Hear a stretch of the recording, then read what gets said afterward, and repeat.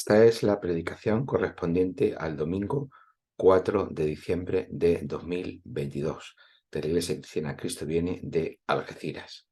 En esta mañana vamos a tener como texto de referencia de nuestra predicación el librito de Esther. Así que recomiendo, antes de continuar viendo el vídeo, de tenerlo aquí y leer por vuestra cuenta el libro completo, que son solo apenas 10 capítulos y que puede leerse con bastante facilidad. Este segundo domingo de Adviento, el leccionario nos trae la narración del libro de Esther. En realidad es el fragmento de capítulo 4, versículos 1 al 17. Quizás muchos no conozcan este libro o no se acuerden de esta historia de la Biblia porque no es muy frecuente que se use para la predicación o que se recuerde en la iglesia. Es un libro un tanto especial porque, para empezar, es un libro en el que no se nombra a Dios para nada. No es el único en la Biblia, pero obviamente no es frecuente esta circunstancia. Y tampoco aparece expresado em, que Dios intervenga en la historia, ni tampoco expresiones de fe características o que se hayan pasado eh, la piedad común eh, como algo que se recuerde. No tenemos así ningún versículo que suene a conocido, como puede pasar con otros libros del Antiguo Testamento, que quizás no conozcamos en el libro lo que dice, pero nos suena uno o varios versículos que sí han pasado pues al acervo común cristiano de la piedad y devocional. Pero no ocurre así con el libro de Esther. Y también, por otro lado, podría parecer extraño usar esta narración para el tiempo de Adviento, que en principio no parece que tenga mucho que ver una cosa con la otra. Así que, para situarnos bien, lo que vamos a hacer es narrar el libro completo, aunque no lo vamos a leer, pero lo vamos a narrar completo eh, para situarnos dónde estamos y qué es lo que estamos diciendo. En primer lugar, debemos centrarnos en que nos encontramos en Susa, la capital del Imperio Persa. El Imperio Persa había sustituido al Imperio Babilónico, que es durante el cual el reino de Judá cayó y los deportados de Judá y sobre todo de la capital, Jerusalén, fueron llevados a Babilonia. Pues bien, el imperio babilónico ha sido sustituido por el imperio persa y la capital del imperio babilónico es Susa. Estamos en un momento en el que ya con el rey anterior persa, con Ciro y con Darío y con Ciro, pues ya los judíos han podido volver, que han querido, han podido volver a Jerusalén. Y no obstante, pues tenemos todavía pues, muchos judíos que están esparcidos por todo el imperio. Ese imperio que en este momento está gobernado por el rey Asuero. Todo esto lo encontramos en el versículo 2 de este capítulo 1 del libro. El rey Asuero, que es mencionado así en la Biblia, históricamente se relaciona con Jerjes I, y por lo tanto estamos en el siglo V antes de Cristo. Bien, Asuero reinaba, se nos dice en el versículo 1 del capítulo 1, desde la India hasta Etiopía, sobre un total de 127 provincias. Como gran rey, como gran emperador, celebraba fiestas a las que invitaba a los cargos más importantes del imperio como una forma de ganar honor y prestigio. Durante una de esas fiestas, el rey pidió a la reina consorte, se llamaba Basti, que acudiera a la fiesta con la corona regia. Sin embargo, El texto, un tanto humorísticamente, parece sugerir que eso implicaba que debía acudir solo con la corona, es decir, desnuda, para mostrar a todos su hermosura. En versículo 11 de este capítulo 1 esto encontramos, pero la reina se negó, versículo 12. Claro, el rey obviamente eso no le gustó y consultó con sus asesores sobre cómo se podía castigar a la reina por su negativa. Versículos 13 al 15. Sus asesores le dijeron que la reina no solo había desobedecido la orden del rey, sino que su ejemplo podría cundir entre todas las mujeres del imperio y que podría haber una rebelión de las mujeres contra sus maridos, ¿no?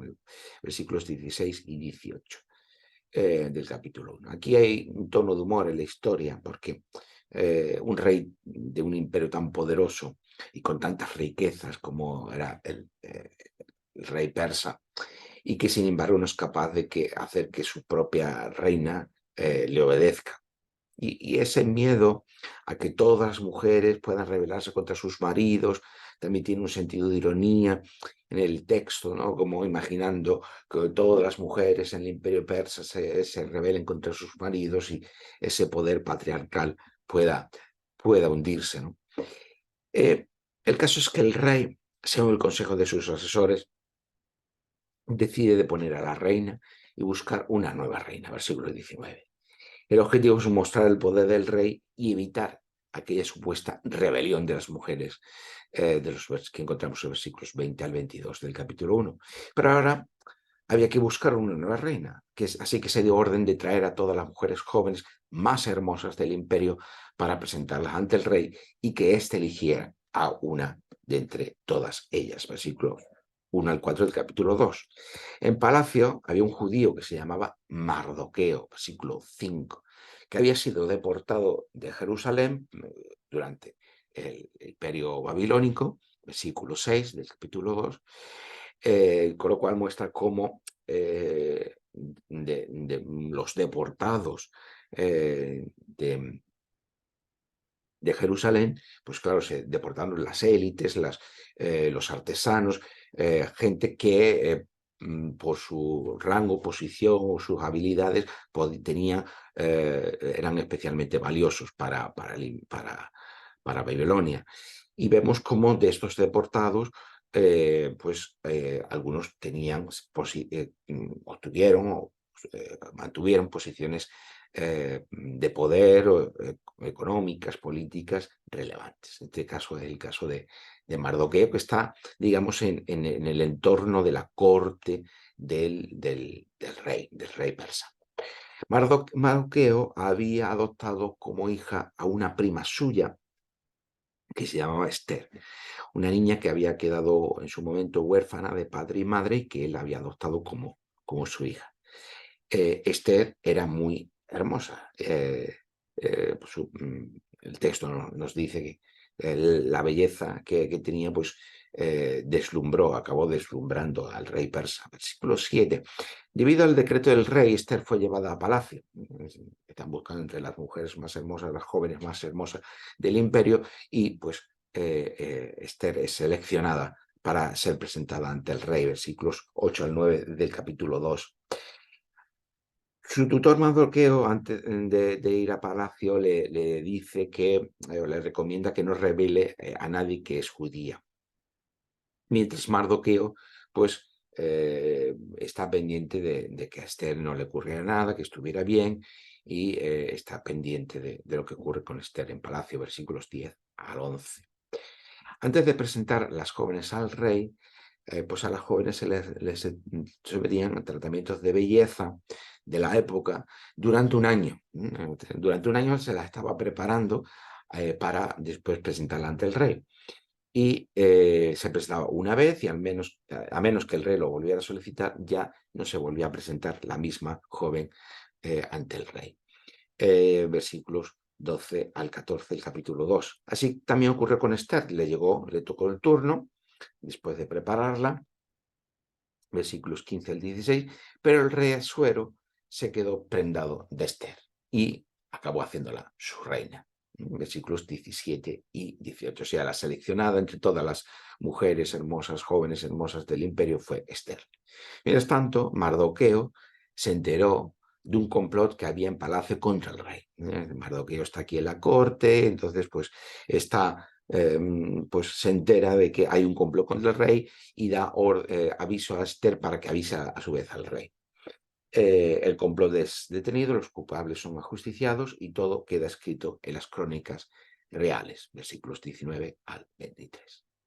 El reinado de Asuero continuó y le dio un cargo de preeminencia a un tal Amán.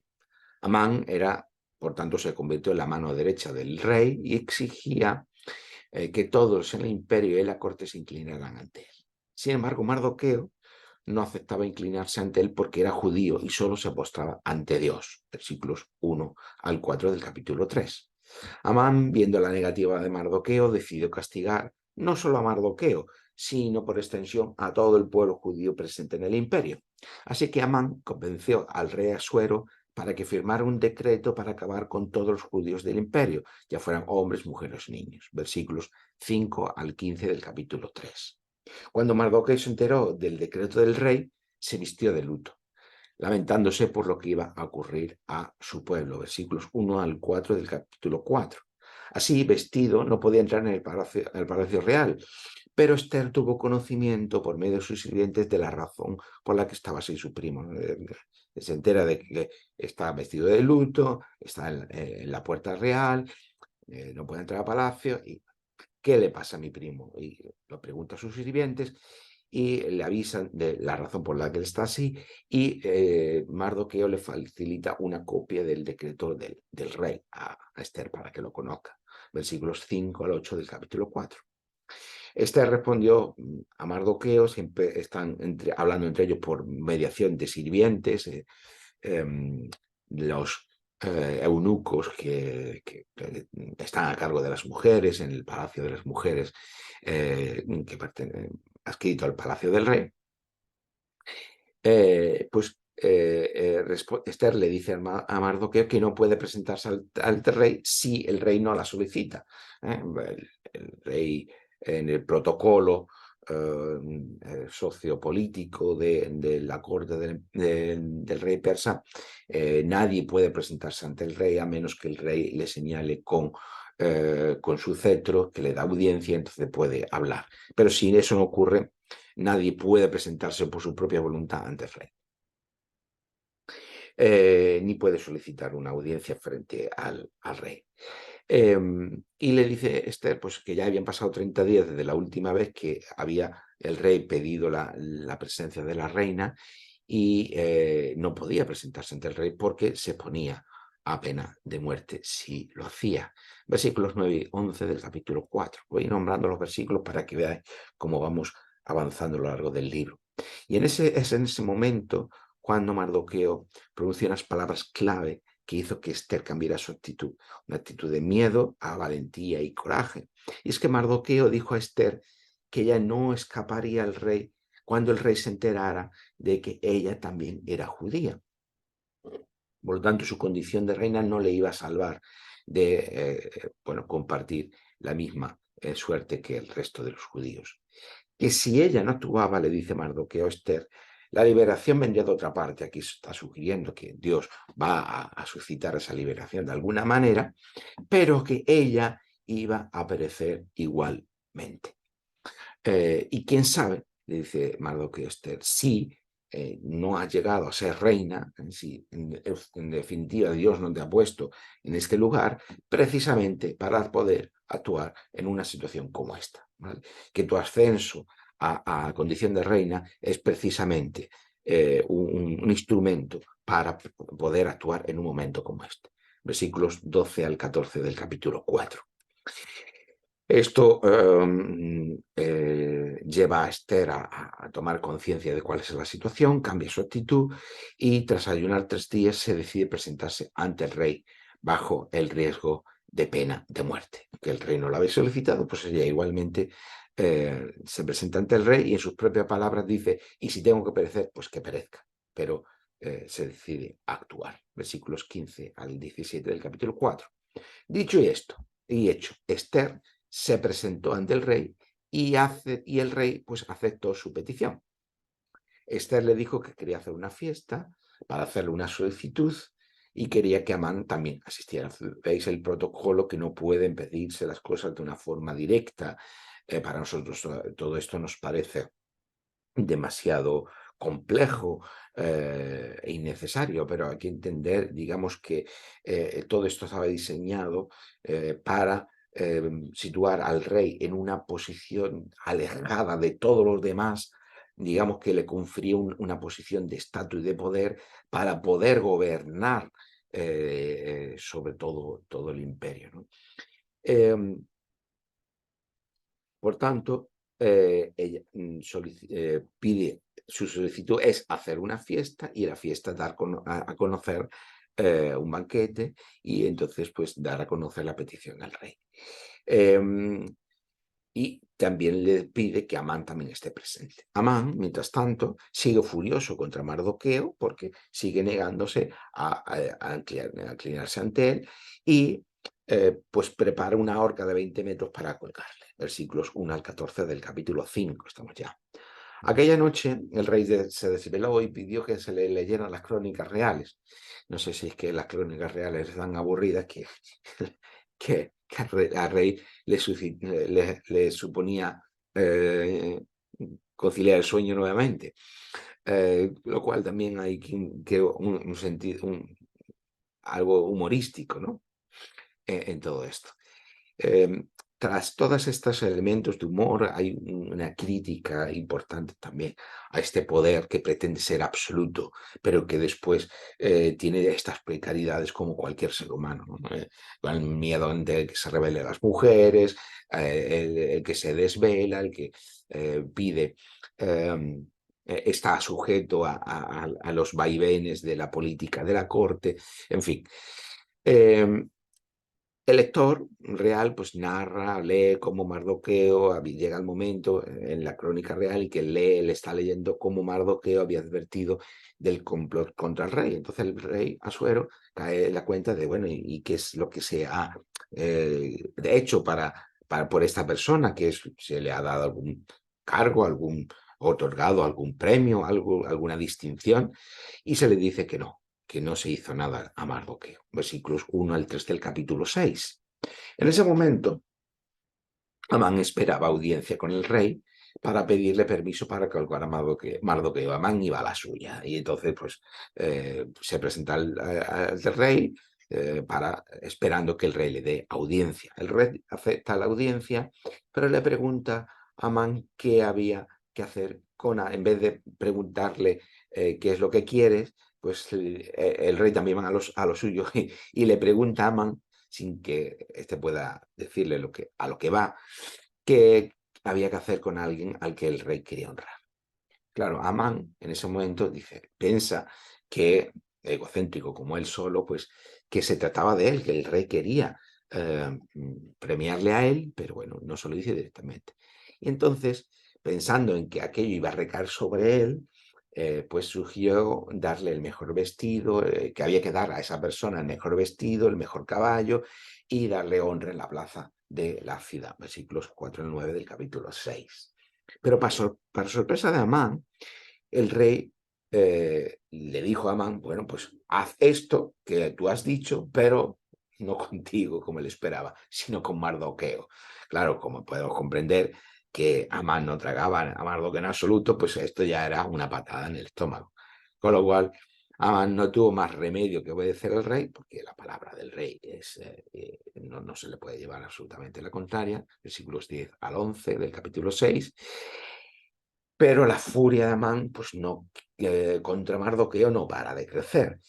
Y en estas, pues llega el momento de acudir a la fiesta que la reina Esther había preparado y a la que se le había pedido a Amán que asistiera, versículos 12 al 14 del capítulo 6. Una vez en la fiesta, el rey preguntó a la reina cuál era su petición, versículos 1 y 2 del capítulo 7.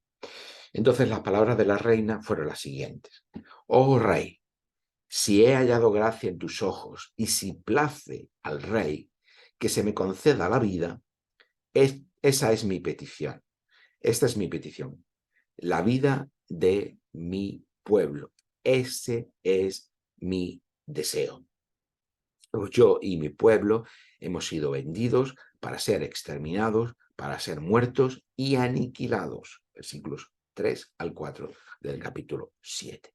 El rey indignado preguntó quién era el que había urdido aquel plan, versículo 5, y las palabras de la reina fueron demoledoras. El enemigo y adversario es este malvado Amán, versículo 6 del capítulo 7. El rey salió de la sala lleno de ira y Amán solo sabía suplicar a Esther por su vida. Pero al volver el rey a la sala, encontró a Amán echado encima de Esther y pensó que quería violarla. Amán acabó colgado de la horca que él había preparado para Mardoqueo. Versículos 7 al 10 del capítulo 7.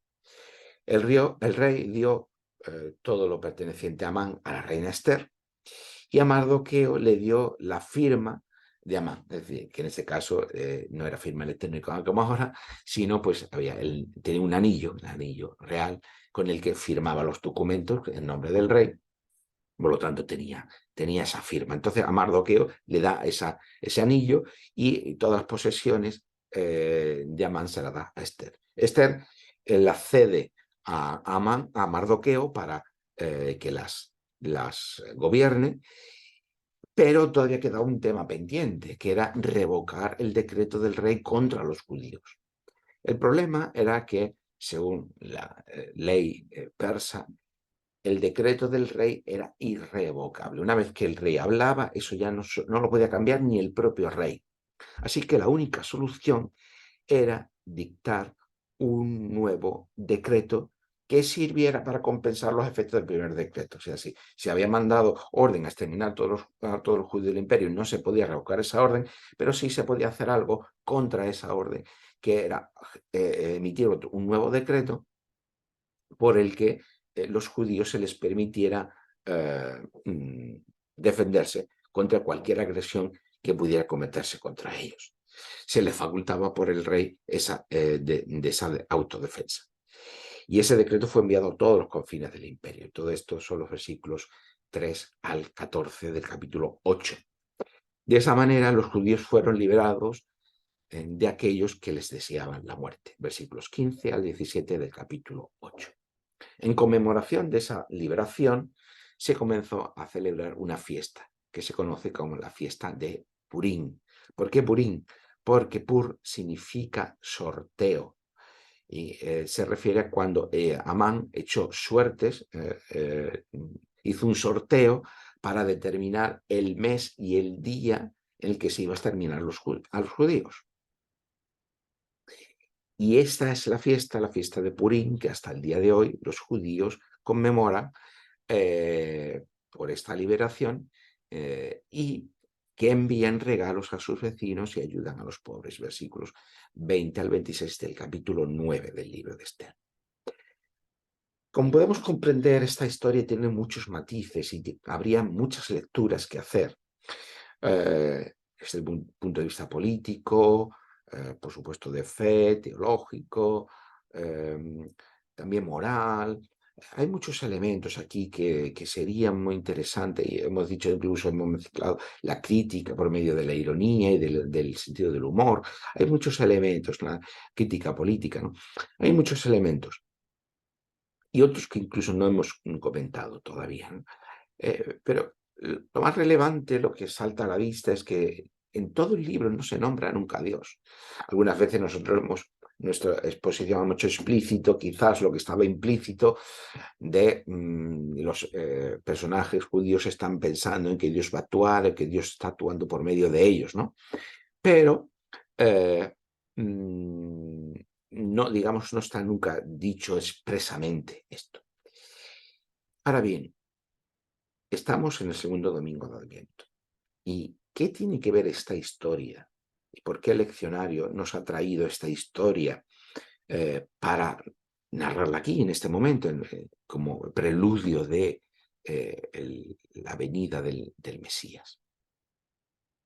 En primer lugar, nos sirve para recordar lo que después veremos en el tiempo de cuando estemos estudiando el Evangelio de Mateo. Y como hemos visto los años anteriores, en el Evangelio de Lucas y en el Evangelio de Juan, cómo el trasfondo de la obra del Mesías es la liberación del pueblo frente a sus enemigos. ¿Vale? Esto es lo que se espera del Mesías. Lo que se espera del Mesías es que va a liberar al pueblo de Dios de sus enemigos, va a iniciarse una era nueva, se va a dejar la era anterior. No es que va a llegar el fin del mundo, sino que va a haber un cambio de era. Va a llegar la era mesiánica, el Mesías va a derrotar a los enemigos del pueblo de Dios y va a iniciarse una nueva era, una transformación de la realidad. Los evangelios tienen como telón de fondo y como interpretación teológica de los hechos de la vida de Jesús siempre la Pascua, que es esa gran liberación de Dios a favor de su pueblo, allí la esclavitud de Egipto, que aparece como paradigmático en toda la Biblia. Todo el Antiguo Testamento se está refiriendo constantemente a este hecho de liberación de la Pascua. Pues este hecho de liberación de la Pascua es el que sirve de trasfondo para comprender los acontecimientos de la vida de Jesús, especialmente su muerte y su resurrección. Por lo tanto, el traer esta otra liberación que se celebra en la fiesta de Purim para el tiempo de Adviento nos hace recordar la importancia de la liberación, del trasfondo liberador que va a traer el Mesías, que es Jesús. Por lo tanto, tenemos Pascua, tenemos Purim, conectados como dos fiestas que tienen que ver con la liberación de Dios en favor de su pueblo. Sin embargo, como decimos, leer esta historia en tiempo de Adviento también nos recuerda, por contraste, el Mesías que fue realmente Jesús, y el contraste con las expectativas que había respecto al Mesías. De hecho, los judíos hasta el día de hoy no creen que Jesús fuera el Mesías. ¿Por qué? Porque supuestamente Jesús no venció a sus enemigos, los enemigos de Israel o del pueblo de Dios, y porque tras él no llegó la nueva creación prometida por Dios. Y aquí está la cuestión diferencial del Mesías que fue Jesús y en el que creemos los cristianos, que Jesús sí que venció a los enemigos, pero no solamente a los enemigos de Israel o del pueblo de Dios, sino a los enemigos del mundo, de toda la creación. ¿Cuáles fueron esos enemigos vencidos por Jesús? Bueno, la muerte, el mal y el pecado. Estos fueron los enemigos que Jesús venció en la cruz y en la resurrección. Y con su resurrección, además, se dio comienzo a la nueva creación, una nueva creación que ya está comenzada, pero que está a la espera de su consumación. Y es lo que encontramos después expresado en todo el Nuevo Testamento. Por lo tanto, Jesús vence a los enemigos no solamente de Israel, sino de todo el mundo, muerte, mal y pecado, y da comienzo la nueva era, la nueva creación.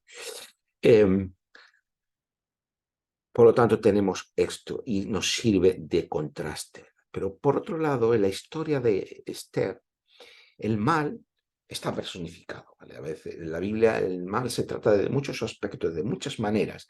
Unas veces se habla de una forma, otras veces de otra. En esta historia está obviamente personificado en un personaje que es Amán. Amán es el arquetipo del mal en esta historia, muy claramente, ¿no? Y un personaje profundamente egocéntrico, ególatra, un personaje que no duda en imponerse sobre los demás, que ejercer el mal en su máxima expresión política.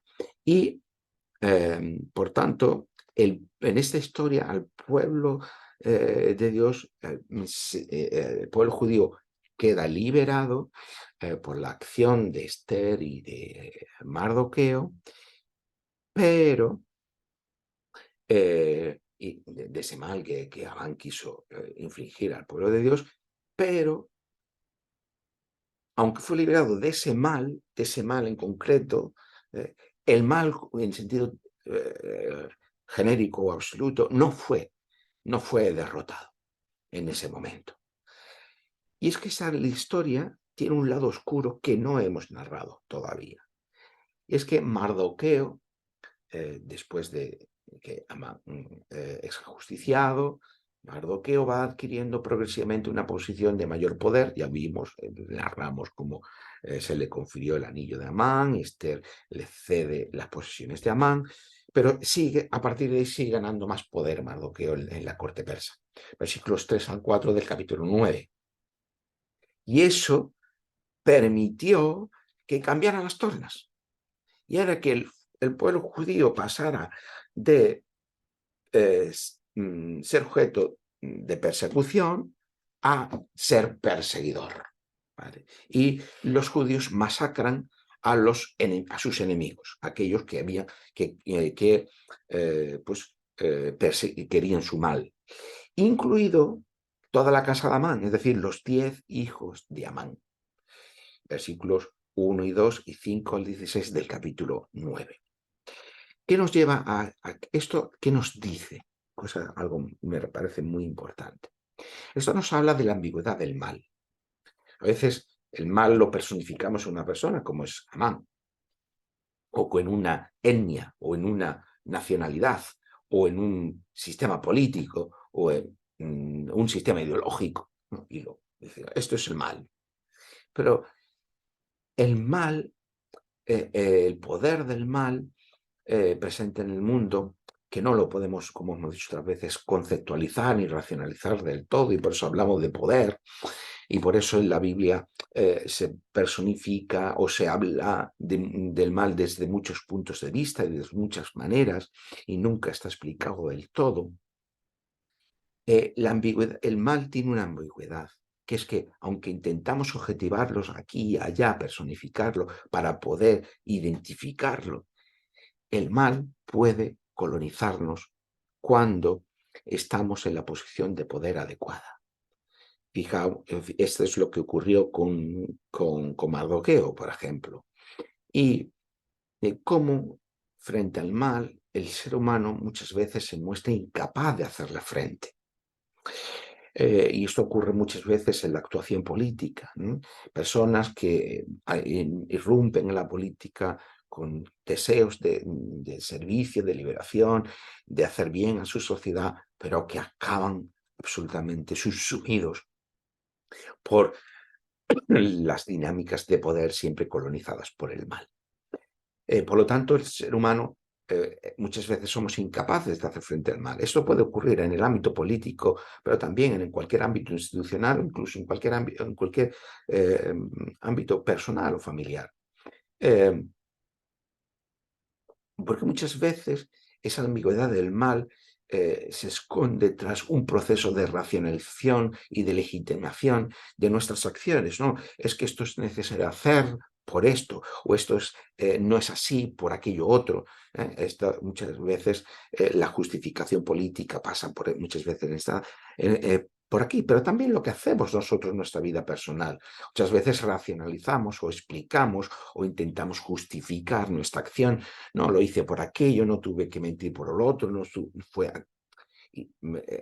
Esta es la ambigüedad que se nos presenta muchas veces, ¿no? Por lo tanto, el mal es un poder externo al ser humano, pero que acaba colonizando no solamente a las personas, sino también las instituciones políticas y sociales. Y por eso mismo esta historia es conveniente que sea narrada en el tiempo de Adviento, porque nos permite reflexionar acerca del Mesías que fue Jesús, venciendo a los enemigos que el ser humano no puede derrotar. ¿Cuáles son esos enemigos que Jesús como Mesías sí derrotó y que el ser humano no puede derrotar por sí mismo? La muerte, el pecado y el mal.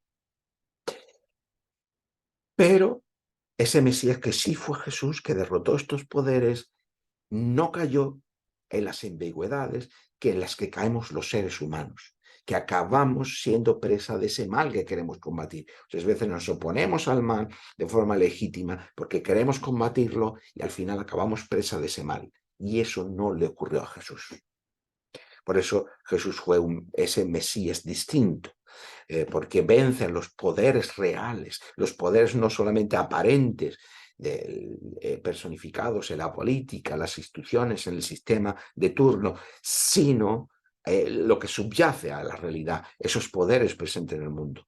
Y no solamente acaba con ellos, sino que se sustrae esos poderes, no cayendo en esa ambigüedad. Y este es muy importante entenderlo para entender el Mesías que sí fue Jesús.